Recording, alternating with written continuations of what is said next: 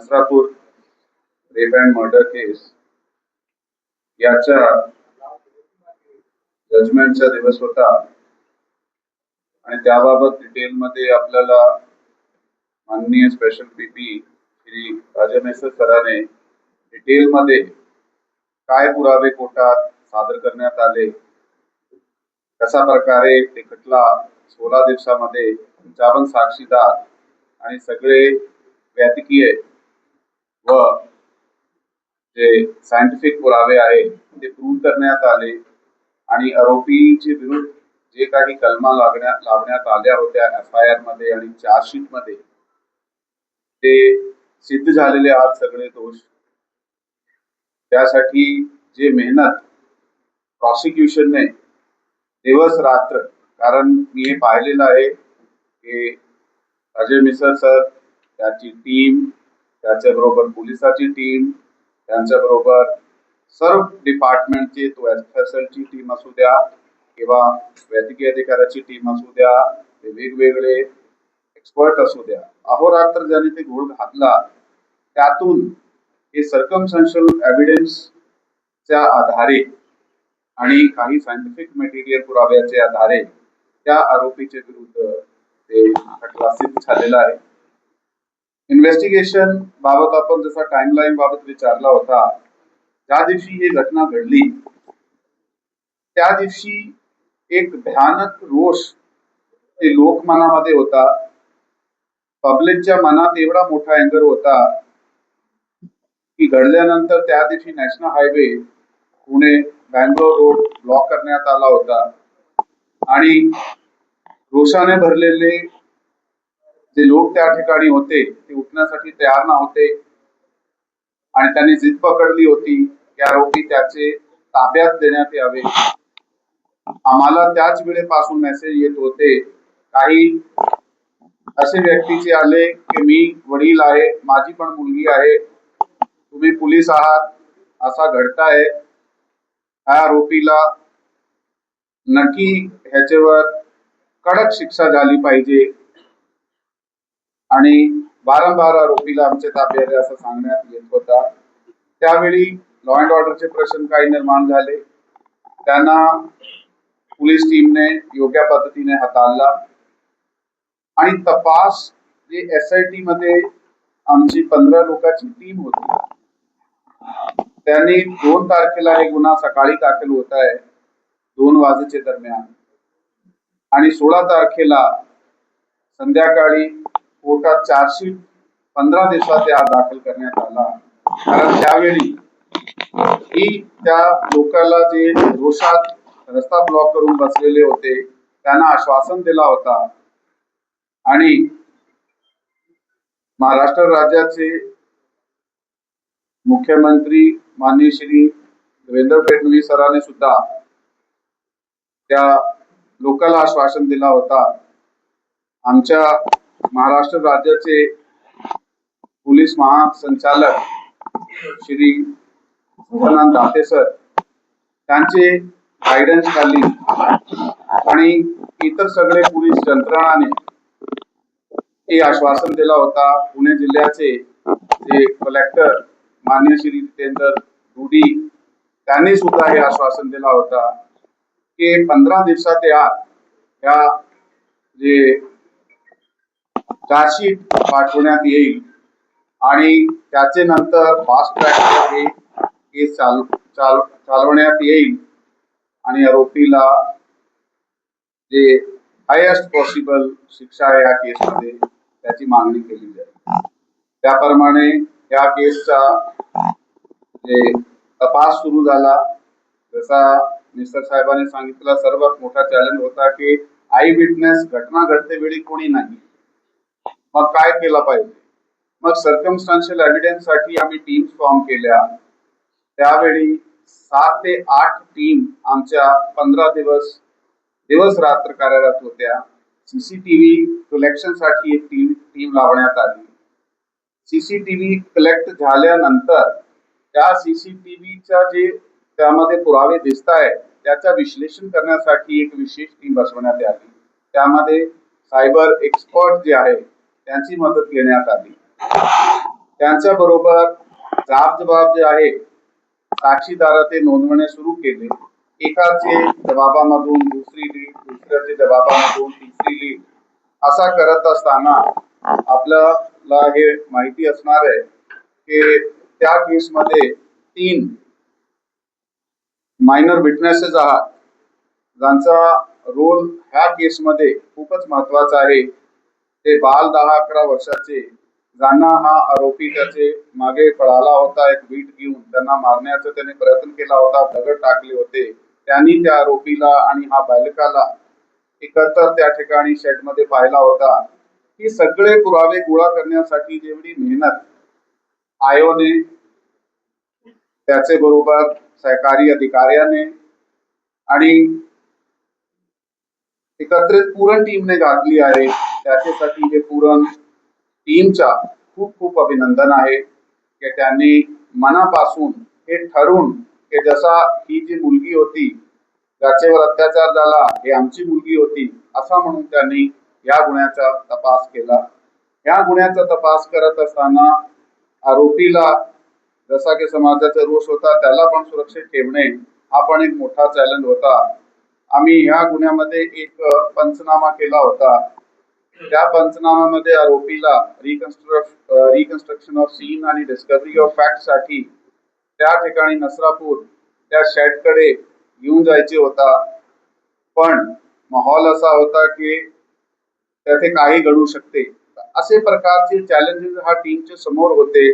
पण ह्या टीमने खूप चांगल्या प्रकारे प्लॅनिंग करून ओव्हरऑल मी सांगेल कोणताही चांगला इन्व्हेस्टिगेशन आहे त्याच्यासाठी एक प्लॅन ऑफ ऍक्शन गरजेचा आहे. तो प्लॅन ऑफ ऍक्शन पहिल्या दिवसापासून तयार करण्यात आला. परंतु प्लॅन ऑफ ऍक्शन तयार केल्यानंतर त्या प्लॅन ऑफ ऍक्शनचे सगळे जे इन्ग्रेडियंट्स आहात त्यांच्यावर पुन्हा विचार करणे, दररोज त्यांना अपग्रेड करणे हा खूप गरजेचा होता.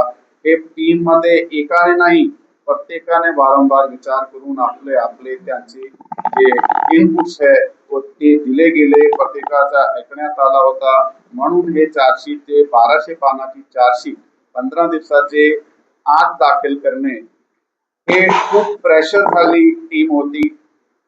मला आठवते की सकाळी 10-10:30 वाजता इन्व्हेस्टिगेशनचं काम सुरू व्हायचे आणि दुसऱ्या दिवशी सकाळी 4 वाजेपर्यंत टीम 3:30-4 वाजेपर्यंत कंटिन्युअस काम करत राहिली होती. आज त्या आरोपीला चार्जशीट 1200 पानाची सादर केली आहे.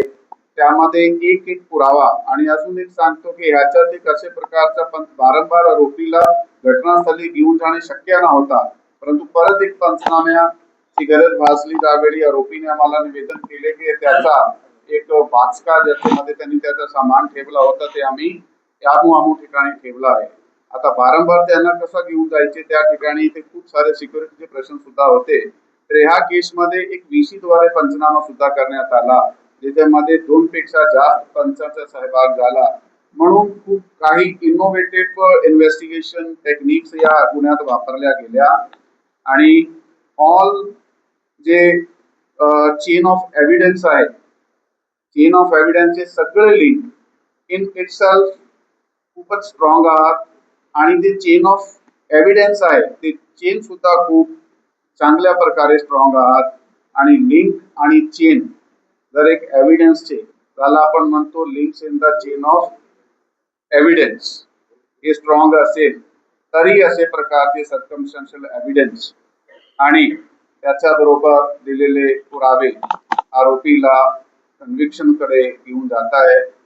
प्रॉसिक्युशनने याच्यामध्ये खूपच चांगले प्रकारे जे मेहनत आमच्या टीमने केली होती त्याचे पलीकडे जाऊन प्रॉसिक्युशनने त्याच्यावर स्टडी केला आणि त्याला कोर्टासमोर सादर केला. माननीय कोर्टाने त्याचा कॉग्निझन्स घेतली आणि ते आरोपीला कन्व्हिक्ट केले आहे. आणि जसा मिसर साहेबांनी सांगितला तो आरोपी त्याचा रेकॉर्ड त्याला मोठी ते मोठी शिक्षा जे सरांनी सांगितलेली आहे तशी व्हावी अशासाठी सगळे प्रयत्नशील राहिले आहे. थँक्यू. जय हिंद. जय महाराष्ट्र.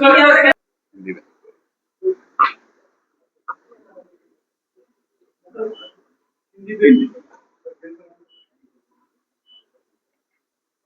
महाराष्ट्र में काफी दिनों से जिस केस की चर्चा चल रही थी, ये नसरापुर केस आज अंतिम जजमेंट के लिए प्लेस किया गया था। आज इस केस में अदालत ने अपना फैसला सुनाया है। इस फैसले में प्रोसिक्यूशन ने आरोपी पे जो भी चार्ज लगाया हुआ था वो entire charge prosecution beyond reasonable doubt prove कर चुकी है। इस नतीजे तक अदालत पहुंची है और अदालत ने आरोपी को सभी सेक्शन में दोषी पाया है, दोषी करार किया है। जो भी धाराएं पुलिस ने इस चार्जशीट के माध्यम से आरोपी के अगेंस्ट लगाई थी वो सभी धाराएं साबित हो चुकी है और इसमें लाइफ इम्प्रिजनमेंट से लेके तो डेथ पनिशमेंट तक पनिशमेंट देने के पावर्स कोर्ट को है, वैसी कानून में प्रोविजंस है। इस सर्कमस्टेंसेस में एग्रीगेटिंग और मिटिगेटिंग सर्कमस्टेंसेस को मद्देनजर रखते हुए आज कोर्ट ने पहले आरोपी भीमराव कांबळे को सुन लिया। आरोपी भीमराव कांबळे ने जैसा कि उसका पहले स्टेटमेंट रिकॉर्ड किया गया था 351 सेक्शन के तहत कहा था कि इस ऑफेंस के लिए मैं जिम्मेदार नहीं हूँ। ये छोटे बच्ची को मैं जहाँ पे एक कैटल शेड था वहाँ पे एक कैटल दिखाने के लिए लेके गया था। उसको गोद में लेके खड़ा था मैं, मेरा पैर कहीं फंसने में मैं गिरा हूँ। उस वक्त इंजुरीज कुछ वो बच्ची को भी हुई थी और बच्ची रोने लगी। मेरे पे किसी ने कोई एलिगेशन नहीं करना चाहिए, इस हेतु से मैंने वो बच्ची को वहीं पे छोड़ दिया और मैं निकल गया। यही आज आरोपी ने रिपीट किया कोर्ट में। प्रोसिक्यूशन की तरफ से टोटल 12 सुप्रीम कोर्ट के लैंडमार्क जजमेंट्स ब्लैक किए गए, जिसमें इस टाइप के ऑफेंसेस में कैपिटल पनिशमेंट डेथ पेनल्टी देना कैसा जरूरी है, इस पे काफी बहस हुई, कोर्ट को कन्विंस किया गया। इसके बाद कंप्लेंट की तरफ से भी आर्ग्यूमेंट किया गया और एक्यूज के लॉयर ने भी आर्ग्यूमेंट किया और ये सब आर्ग्यूमेंट सुनने के बाद कोर्ट ने मंडे 29 को वर्डिक्ट के लिए क्वांटम ऑफ पनिशमेंट के लिए ये मैटर को एक्सटेंड किया। कितना मुश्किल था रिकॉर्ड समझने, पूरे सबूत न होने के कारण इतना केस को स्टैंड करना और इतना तक लेके आना। तो पूरा टाइमलाइन बता दीजिए कि पासपोर्ट पे किस तरह चलाया। टाइमलाइन ये डेट्स आप आपको बताएंगे। देखिए, ये जब भी सर्कमस्टेंशियल एविडेंस पे कोई केस बेस्ट होता है तो ये एक हरक्यूलेन टास्क होता है। कानून बोलता है कि everything is to be proved beyond reasonable doubt. आप अगर सर्कमस्टेंस को जोड़ने की कोशिश करते हो तो इट इज एक्सपेक्टेड कि हर सर्कमस्टेंस के लिए प्रॉपरली जुड़ना चाहिए। अगर कहीं भी एक ब्रेक आता है तो वो एडवांटेज एक्यूज को दिया जाता है। पर्टिकुलरली इस केस में आई विटनेस नहीं था, डायरेक्ट एविडेंस कुछ भी नहीं था। ये पूरी circumstantial evidence supported by technical and scientific evidence, इस पे ये केस बेस्ड थी। ये काफी हरक्यूलेन टास्क था, लेकिन साइंटिफिक एक्सपर्ट्स का एविडेंस, मेडिकल एक्सपर्ट्स का एविडेंस और पर्टिकुलरली लास्ट सीन टुगेदर के लिए जो सीसीटीवी फुटेजेस थे वो सीसीटीवी फुटेजेस को कोर्ट में बियॉन्ड रीजनेबल डाउट हम प्रूव करने में सक्सेसफुल रह चुके हैं। इसके लिए काफी मेहनत लेना पड़ी है, लेकिन ultimately we reach to the success. इस मामले में जो आरोपी पक्ष है उन्होंने कुछ भूमिका बजाई है। देखिए, आरोपी पक्ष की तरफ से पीएसएल के सीनियर काउंसिल सूर्यवंशी साहब ने ये केस को पकड़ लिया है। उन्होंने हर विटनेस को प्रॉपर्ली क्रॉस एग्जामाइन किया है। उनकी तरफ से उन्होंने पूरी कोशिश की है और आरोपी के लिए जो भी कर सकते थे उन्होंने कोशिश की। ऐसा क्या होता है कि सबूत कौन सा है? देखिए, जैसे मैंने आपको पहले ही बता चुका हूँ कि सीसीटीवी फुटेजेस में इस विक्टिम को एक्यूज एक स्पॉट ऑफ ऑफेंस की तरफ लेके जाते हुए दिख रहा है। 3:12 को का वक्त है। उस वक्त ये एक्यूज इस बच्ची को ये क्राइम सीन की तरफ लेके जा रहा है, उंगली पकड़ के लेके जा रहा है और 3:51 3:51 को आरोपी अकेला वहां से बाहर आ रहा है। ये पहला एविडेंस था, सर्कमस्टेंशियल एविडेंस। उसके बाद ये बच्ची जहाँ पे खेल रही थी वहां से नसरापुर श्री राम मंदिर, वहां पे एक्यूज बैठा हुआ था। उसकी नजर उस बच्ची पे पहले से थी। उसने वहां पे घाटी शेड देने का बहाना बनाया और वो बहाना बना के उसको एक कैटल शेड की तरफ लेके गया है। ये न्यूली बॉर्न एक कैटल था, वो दिखाने के बहाने से लेके गया। वहां पे खेलने वाले बच्चों का और वहां पे काम करने वाले लोगों की टेस्टिमनी थी जो स्टार्टिंग पॉइंट को कवर करती थी। सीसीटीवी फुटेज ये सेकंड पॉइंट कवर करता था। और आरोपी अकेला बाहर आ रहा है और उस एरिया में वो घूम रहा है, वहाँ पे रेकी कर रहा है। ये भी सीसीटीवी फुटेजेस के माध्यम से हम लोगों ने कोर्ट में प्रूव किया। सर वो वाकये के बारे में बताएं, कितना समय ये शूट हुआ, 39 मिनट का आप बोल रहे हैं उसके बाद। देखिए, ये 39 मिनट का कैलकुलेशन ऐसा है कि प्रोसिक्यूशन ने ये प्रूव किया है कि आरोपी इस विक्टिम को क्राइम सीन पे 3:12 इस वक्त पे लेके गया है और 3:51 से वहाँ पे ये एट्रोसिटीज हुआ है। अगर इसके हम लोगों ने इसके साथ मेडिकल एविडेंस को कोर्ट के सामने पुट किया है। मेडिकल एविडेंस में दिख रहा है कि आरोप इंजुरीज जो है विक्टिम के बॉडी पे जो इंजुरीज है, there are 18 injuries. Injuries vital part पे है, वजाइनल स्वाब जो निकाला है वहाँ पे भी डीएनए मिला है, एनल स्वाब में भी मिला हुआ है, ओरल गले से जो स्वाब निकाले जाते हैं उसमें भी डीएनए मिला है। सो मेडिकल एविडेंस को मद्देनजर रखते हुए ससून के टीम का जो एविडेंस कोर्ट के सामने इसमें मद्देनजर रखते हुए ये इन 39 मिनट में कंटिन्यूस एट्रोसिटी हुआ है, ये क्लियर कट प्रूव होता है। इसका मेडिकल सपोर्ट है, इसके पोस्टमार्टम नोट्स है, इंडिविजुअल जो इन्वेस्टिगेटिंग ऑफिसर पॉवर मैडम ने जो क्वेरीज किया था इसके रिप्लाईज है, ये सब कंसोलिडेटेड कोर्ट के सामने प्रूव हुआ है और उसके माध्यम से हमने ये दलीलें पेश की थी कि ये 39 minutes non stop continuous atrocity हुआ है जो कोर्ट ने एक्सेप्ट किया। विक्टिम की डेथ के बावजूद भी वो कर रहा है। देखिए, एविडेंस में ये भी आया है कि विक्टिम की डेथ होने के बाद भी विक्टिम पे एट्रोसिटीज हुई है। Medical evidence self speaking to that effect. और इस बात को भी हमने ये केस को रेयरेस्ट ऑफ रेयर के हेड में लेने के लिए जो दलीलें पेश की उसमें हमने ये भी लिया था कि जो बंदा डेड बॉडी के साथ भी एट्रोसिटीज कर सकता है वो जीने के लायक नहीं है। रिफॉर्मेटिव थ्योरी में उसको कोई भी बेनिफिट देने के लायक नहीं है। सर देखा जाए तो आज उसका फाइनल प्रोजेक्ट आना था और अभी 29 से उसको पोस्टपोन कर दिया गया है, इसका मेन रीजन क्या है? देखिए, पहली बात तो मैं ये एक्सप्लेन करना चाहूंगा, फाइनल वर्डिक्ट आज आ चुका है। आरोपी को गिल्टी एंड किया है, आरोपी के अगेंस्ट एंटायर चार्ज प्रूव हुआ है। Verdict is declared, this is final verdict. Now on Monday this is for quantum of punishment. So verdict तो हो चुका है, अब now only what remains, what is to be, what punishment to be awarded. There are only two options, life imprisonment or capital punishment.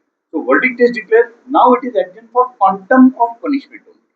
Sir सजा सख्त होने, फांसी की सजा होने के लिए आपने कई सारी मिसालें रखी है पूर्व घटनाओं की, उसके बारे में। देखिए, पर्टिकुलरली इस एक्यूज के बारे में इसके अगर प्रीवियस हिस्ट्री आप देखते हो तो ये रिकॉर्ड पे आ चुका है कि इसने पहले एक 65 इयर्स ओल्ड लेडी पे एट्रोसिटीज किया था। उसके बाद एक 18 इयर्स ओल्ड उसकी कोई रिलेटिव थी उस पर एट्रोसिटीज किए थे। एक जानवर के साथ भी उसने अननेचुरल इंटरकोर्स किया था। और अभी का जो है this victim is of 3 years old. तो वी आर्ग्यूड कि इसका एक लस्ट देखिए आप कि दिस ये इसका लस्ट का ट्रस्ट देखिए आप कि ये लस्ट के लिए कुछ भी करता है।